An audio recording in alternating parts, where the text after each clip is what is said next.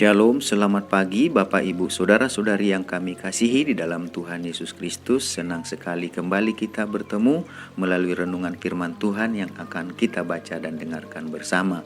Doa dan harapan kami damai sejahtera dari Tuhan Yesus Kristus senantiasa memenuhi dan memelihara hati dan pikiran kita semuanya. Mari kita satukan hati kita untuk berdoa. Tuhan Yesus yang baik, hati kami sungguh melimpah dengan ucapan syukur dan terima kasih buat hari yang baru yang Tuhan Yesus karuniakan kepada kami untuk kami jalani sepanjang hari ini. Berkati dan urapi firman-Mu menjadi pelita dan terang bagi kehidupan kami. Dalam nama Tuhan Yesus kami berdoa. Haleluya. Amin. Bapak Ibu Saudara-saudari yang kami kasihi dalam Tuhan Yesus Kristus, kita akan membaca dan mendengarkan renungan firman Tuhan yang tertulis dalam 2 Korintus pasal 5 ayat 20 sampai 21. 2 Korintus pasal 5 ayat 20 sampai 21.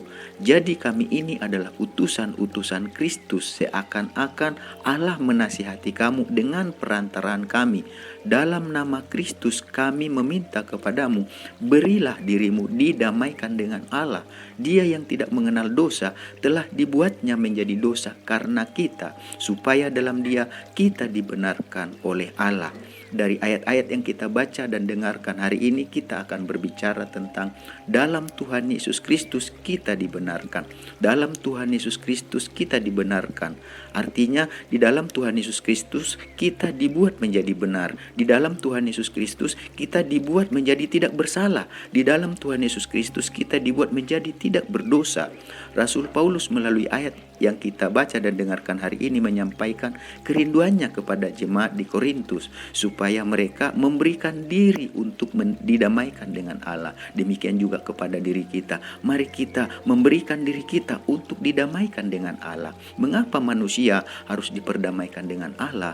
Karena semua orang telah berbuat dosa dan berada di bawah kuasa dan hukuman akibat dosa. Seperti yang tertulis dalam Roma pasal 5 ayat 12. Roma pasal 5 ayat 12, sebab itu sama seperti dosa telah masuk ke dalam dunia oleh satu orang. Dan oleh dosa itu juga maut. Demikianlah maut itu telah menjalar kepada semua orang karena semua orang telah berbuat dosa.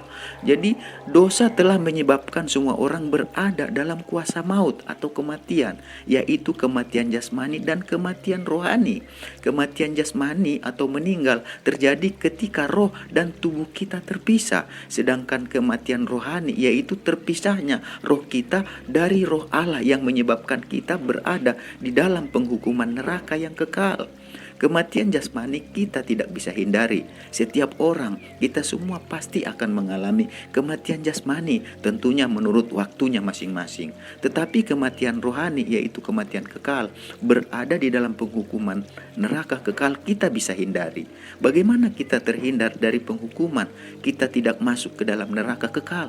Bagaimana kita terhindar? Dengan berada dalam Yesus Kristus kita akan terhindar dari kematian kekal.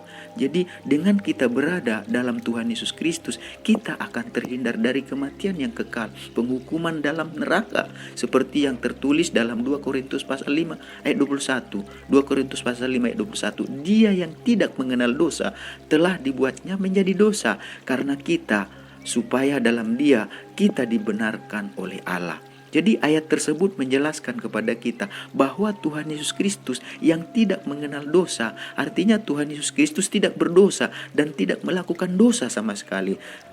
Tetapi dikatakan segala dosa kita telah dipikul dan ditanggungkan kepadanya. Supaya apa? Supaya kita yang berdosa digantikan dengan dirinya yang tidak berdosa. Supaya kita diperdamaikan dan dibenarkan. Kita dibuat menjadi benar. Kita dibuat menjadi tidak bersalah. Kita dibuat menjadi tidak berdosa di hadapan Allah. Dengan cara apa? Dengan melalui Yesus. Dia tidak berdosa, tapi dirinya dibuat berdosa karena kita yang berdosa. Artinya kita yang berdosa digantikan dengan yang tidak berdosa, yaitu Yesus. Supaya apa? Supaya di mata Allah, di hadapan Allah kita dibuat benar. Supaya apa? Supaya kita terhindar dari kematian yang kedua, kematian kekal. Jadi Bapak Ibu Saudara-saudari yang kami kasihi di dalam Tuhan Yesus Kristus, mari kita berikan diri kita untuk diperdamaikan dengan Allah dalam Tuhan Yesus Kristus. Kita yang sudah diperdamaikan dengan Allah dalam Yesus, marilah kita belajar untuk mati dalam keinginan dosa dan kita belajar belajar untuk hidup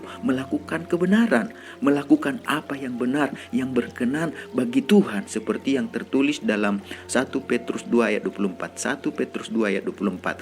Ia sendiri telah memikul dosa kita di dalam tubuhnya di kayu salib, supaya kita yang telah mati terhadap dosa hidup untuk kebenaran. Oleh bilur-bilurnya kamu telah sembuh. Jadi Bapak Ibu saudara-saudari yang kami kasih dalam nama Tuhan Yesus, marilah kita belajar untuk hidup bukan untuk diri kita lagi, tetapi kita hidup untuk Tuhan, untuk memuliakan Tuhan. Seperti yang tertulis dalam Galatia 2 ayat 19 sampai 20. Galatia 2 ayat 19 sampai 20. Sebab aku telah mati oleh hukum Taurat untuk hukum Taurat, supaya aku hidup untuk Allah. Aku telah disalibkan dengan Kristus, namun aku hidup, tetapi bukan lagi aku sendiri yang hidup, melainkan Kristus yang hidup di dalam aku. Dan hidupku yang kuhidupi sekarang di dalam daging adalah hidup oleh iman dalam anak Allah yang telah mengasihi aku dan menyerahkan dirinya untuk aku. Jadi Bapak Ibu saudara-saudari yang kami kasihi di dalam Tuhan Yesus, mari kita menyadari bahwa di dalam Tuhan Yesus Kristus kita dibenarkan bukan dengan kekuatan kita, bukan dengan perbuatan kita, tetapi oleh darah Yesus yang dicurahkan bagi kita, oleh hidup Yesus yang diberikan kepada kita, supaya kita yang bersalah dibuat tidak bersalah, supaya kita yang berdosa dibuat tidak berdosa, dengan menggantikan Yesus yang tidak berdosa, Yesus yang tidak bersalah, Yesus yang tidak berbuat kejahatan, tetapi karena kita dikatakan kita dibenarkan di dalam Dia. Supaya apa? Supaya kita memperoleh kehidupan yang dijanjikan Tuhan, yaitu hidup yang kekal. Mari kita satukan hati kita untuk berdoa.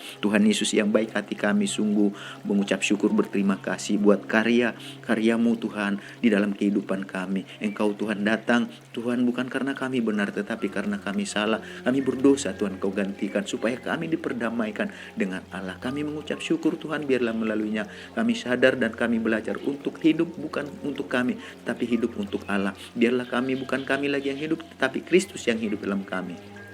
Tuhan Yesus, kami mengucap syukur buat pagi hari ini, buat firman-Mu, biarlah bukan hanya didengarkan, tapi dilakukan dalam hidup kami. Berkati bangsa negara kami dengan segala pergumulan persoalannya, pemimpin negara kami, presiden, wakil presiden, menteri-menteri yang ada, semua jajaran yang dipercaya memimpin bangsa ini, biarlah mereka dengan penuh tanggung jawab memberikan yang terbaik buat rakyat yang dipimpin. Tuhan, berkati anak-anak Tuhan, umat Tuhan yang ada di tengah bangsa ini, secara khusus umat-Mu yang ada di JSS. Berkati Tuhan kami yang mendengarkan renungan firman Tuhan pagi hari ini. Berkati kami dalam rumah tangga, usaha, pekerjaan, sekolah kami, aktivitas kami sepanjang hari ini. Biarlah damai sejahtera Tuhan, sukacita Tuhan, kasih setia Tuhan senantiasa menyertai kami sepanjang hari ini. Terima kasih Tuhan, dalam nama Tuhan Yesus kami berdoa dan meminta semuanya ini. Haleluya. Amin.